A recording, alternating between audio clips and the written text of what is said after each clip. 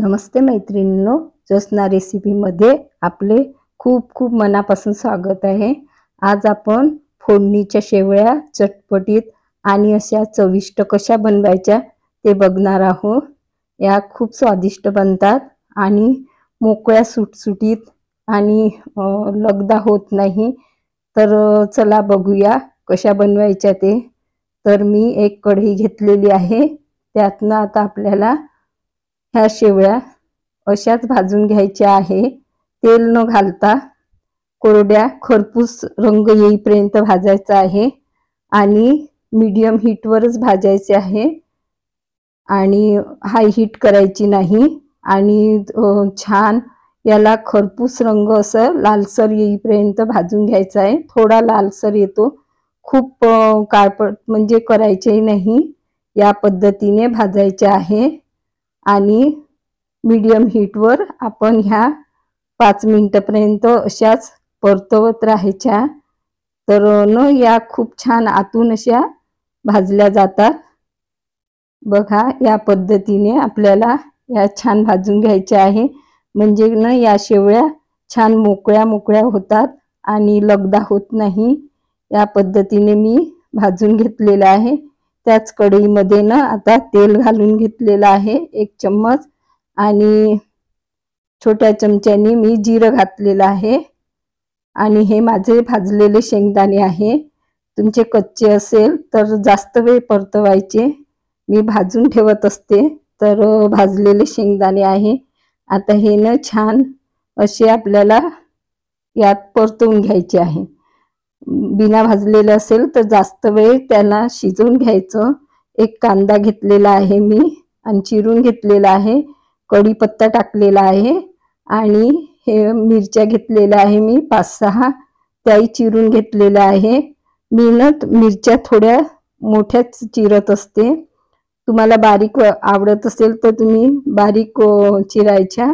म्हणजे काय होतं की हे आपण काही जणांना मिरच्या आवडत नाही तर ते काढून टाकतात, तर त्यासाठी मी थोड्या मोठ्याच मिरच्या चिरत असते। बघा, आता हे मिश्रण आपल्याला छान परतवून घ्यायचं आहे या पद्धतीने। आणि हे कांदे मिरचे वगैरे छान शिजले की नाही तर छान ह्या फोडणीच्या शेवया तयार होतात। या पद्धतीने परतवून घ्यायचे आहे, शिजवून घ्यायचं आहे। बघा, मी शिजवून घेतलेलं आहे। आता हे या पद्धतीने छान थोडं खरपूस रंग आलेला आहे। या वेळेला मी आता हे फ्रोझन मटर आहे माझ्याकडे, तर ते घेतलेले आहे, ते टाकून घ्यायचे। नसले तर काही हरकत नाही, परंतु टाकले तर खूप छान म्हणजे शेवयात चव येते आणि चांगले लागतात हे खायला। या पद्धतीने परतवून घ्यायचे आहे तेही तेलामध्ये। आणि त्यानंतर आता आपल्याला यातनं मी चवीपुरतं मीठ टाकणार आहे। या मिश्रणातच टाकून घेते, म्हणजे कसं सगळं मटरला वगैरे चांगलं ते लागून जातं मीठ आणि मिश्रण छान तयार होतं। बघा, या पद्धतीने मी आता मिश्रण तयार करून घेत आहे। आता मी थोडीशी न यात नाही का हळद टाकली, अर्धा चम्मच, आणि हे मिश्रण ढवळून घ्यायचं आहे। या पद्धतीने एकदा तरी नक्की ट्राय कराल, खूप छान बनतात। आता टमाटर घेतलेले आहे आणि तेही आपल्याला यात मिश्रणामध्ये शिजवून घ्यायचे आहे। तुम्ही यातनं बटाटाही टाकू शकता किंवा तुम्हाला आवडीच्या भाज्या गाजर वगैरे टाकू शकता, परंतु मी न गाजर वगैरे टाकलेलं नाही आहे। आता झाकून आपल्याला हे शिजवून घ्यायचं आहे। मिश्रण छान शिजलं की नाही तर या खूप चविष्ट बनतात। आता बघा, हे छान शिजवून घेत आहे मी। अशा पद्धतीने छान मऊसूद झालेला आहे टमाटर वगैरे। आता हे शिजल्यानंतर मी पाऊण ग्लास पाणी टाकलेलं आहे। तुमच्या शेवया जुन्या असतील समजा तर पाणी थोडं जास्त लागतं, अंदाज घेऊन पाणी टाकायचं।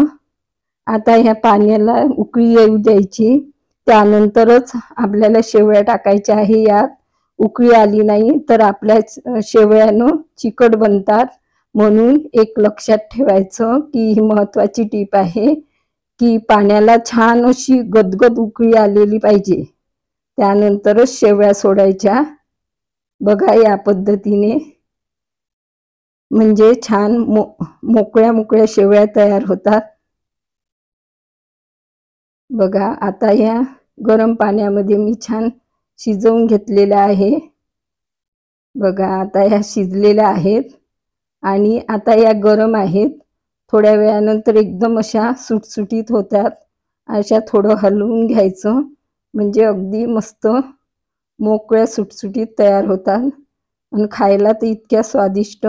या पद्धतीने एकदा तरी नक्की करून बघा. मुलांना खूप आवडतात आणि झटपट होणारी रेसिपी आहे. अशा सुट्या करून घ्यायच्या म्हणजे खूपच छान तयार होतात. बघा आपल्या शेवया तयार झालेल्या आहे. खूपच छान.